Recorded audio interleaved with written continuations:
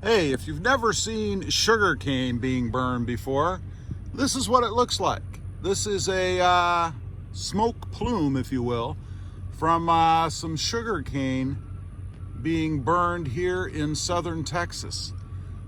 When this happens, we get all kinds of soot and stuff that blows over from burning sugar cane. But that's what's going on right over there. Well, good afternoon and welcome to the channel. Hey, today we're going to talk about Ford trolls. That's right, Ford trolls. I've been getting some troll action lately, so I figured it's a good time to talk about it. But before we do that, I am in line at the McDonald's because it is lunchtime and I'm going to grab a quick snack. Something light, something not fattening, and just one thing. So we're going to pull up there and do that, and then we're going to talk about Ford trolls. All right, we got our nuggets, but I got some bad news, you know. I go to the window and I said, I want a 4-piece chicken nuggets with barbecue sauce, right? So I get to the window after I've paid, the second window to pick up. We don't have any barbecue sauce. Well, I don't like anything else. So what are you gonna do? I had my mind set on nuggets. So we're gonna have just plain old nuggets, just like this, just plain nuggets. So I'm gonna have my lunch and then we're gonna come back on here. We're gonna talk about Ford trolls. Okay, well, that was mighty tasty. Not really. Would have been much, much better with barbecue sauce. Plain nuggets. I guess I saved some calories though, so why not? Anyway, let's get on to today's topic. Ford trolls. You know, specifically to the videos that I put out on the web, right? It's funny. This visor thing doesn't help. It's funny, but when I put a video out, or in the occasions that I put a video out and I talk about Ford, you know, I've put a few out and I've talked about the Ford Ranger and the Ford F-150, you know, and comparing them to either the Tundra or the Tacoma. But when I put these videos out, it never fails. I get some Ford faithful that comment, which is great. I don't have any problem with that at all. I mean, if you have a good point or you want to counterdict me or something, I think that's fantastic. That's called a conversation. I like that. But what's interesting is the trolls that get on, right? It seems like they sit out there and they wait. They wait to pounce. They're hiding in the shadows. And they don't ever step out of the shadows. But they're hiding in the shadows, waiting for somebody to say anything about Ford. And then they jump on it, you know. And the comments range from disagreement, which again is okay, to downright threats and belligerence. You know, I'm not going to get into any specific examples because I think a lot of times that's what some of these folks want anyway. They want, whether you attribute it to them or not, they want their comments to be broadcast on the web. But what's strange to me is that they actually take the time to do this. I mean, you know, I've watched plenty of videos where I may not agree or disagree or whatever with what the person that's doing the video says, but I don't feel any deep urge to jump all over them, to attack them. You know, and what I'm talking about are people that come on that say things that aren't even related to the topic, to the video in this instance. You know, I had a guy on a group, a Facebook group, right? And this was actually a good thing. He got on there and I said, I don't know what the topic was, but he commented completely off topic, attacking me. You know, that's really all he was doing. He didn't have any other point but to attack me. It was blatantly obvious to me, right? So he does that. And I'll be honest, every once in a while, you know, I'll take my frustrations out on these people. If I have any stress, then I'll relieve it on these folks, right? So I commented back, right? And he actually acknowledged that he shouldn't have said what he said, that he wouldn't say that to my face in public. So he apologized and he shouldn't have said the comment. Now, that was actually big on his part. Maybe he was having a bad day. I don't know. But at least he realized that, hey, this ain't right, man. So he apologized, and it was cool. I mean, everything was good. You know, these things, they don't really affect me. I find them amusing, if anything, because I just don't understand the motivation behind it. I try to understand it, but I really don't.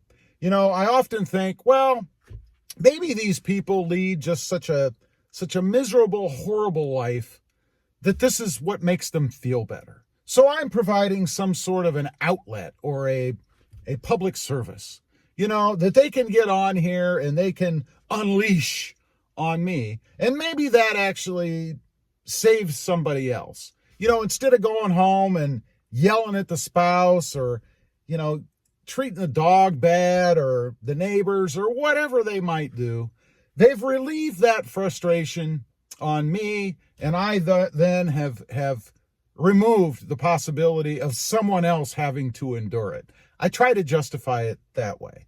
And then I also think, well, you know, bullying is a thing. You know, there's all this bullying stuff out there, and maybe they have a job where every day they're bullied by their boss or their coworkers or maybe even their customers, you know?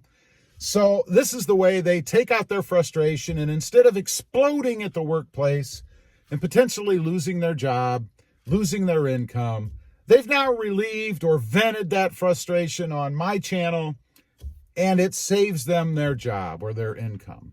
So maybe that's why. So that's kind of how I try to rationalize it a little bit.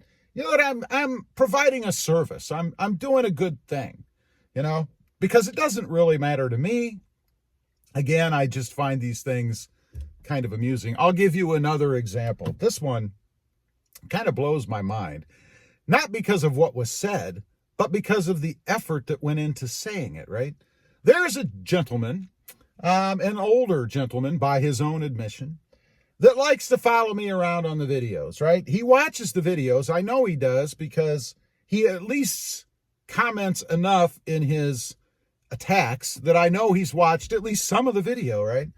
So this guy, he actually put the effort in to find my email address on the channel. I mean, you have to go to the About page or whatever. It's out there. Copy it.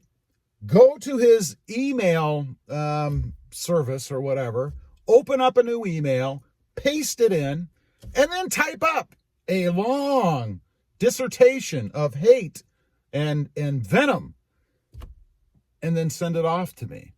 Now, when I say hate and venom, this is probably the worst one that I've gotten, right? I mean, it was everything from obscenities to belligerence to downright physical threats, right? Now, the other thing that confounds me is these people they don't even know me, right? I mean, in essence, you're picking out a stranger. They may feel that they're closer to me because they can see me on the web, right? They can see me in the videos, so maybe somehow that makes them start to feel like they know me or something. They don't. We're strangers. But they feel within themselves the entitlement.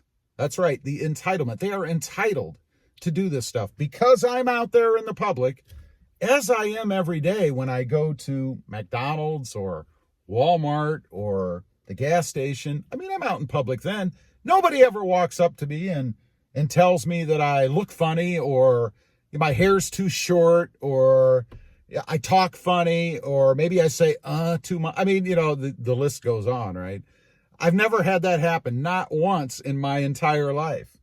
But these people somehow feel that they can do it from behind a keyboard. And that's where I think it really comes from, right? They are the definition of keyboard warriors. They sit behind the keyboard. They feel safe. Because what am I going to do? Reach out and grab them? I mean, that's not going to happen. I wouldn't do it anyway. It isn't worth it. Am I going to come to their house? Well, of course not. I'm not going to do anything like that. It isn't even worth it. It's not worth it to me. It doesn't matter. It doesn't change my life in any way, except it provides me humor, I guess. So that's the part that I find very intriguing or interesting. And I've asked people, you know, after they've said their thing and whatever, I've asked them, what is it that motivates you to come on here and say these things? You know, I'm more curious into what makes you tick.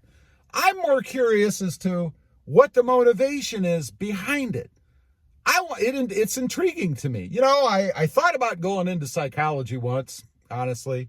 So that kind of thing is a little pet project, pet interest of mine anyway. I like to know why or what the motivation is, because I know that behind this, it doesn't have anything to do with me. It can't possibly have anything to do with me because they don't know me. So it doesn't make any sense. I want to know what makes them tick. Now, don't get me wrong. As I said in the beginning, these things don't bother me. I mean, I don't search them out. I'm not looking for it. But if it happens, it happens. I realize that I'm in the public eye. I've put myself in the public eye. And I know I'm going to get these things. It's going to continue. And the bigger the channel gets, the more of it I'm going to get. So be it. Again, I'm not searching for it, but it doesn't bother me. It amuses me.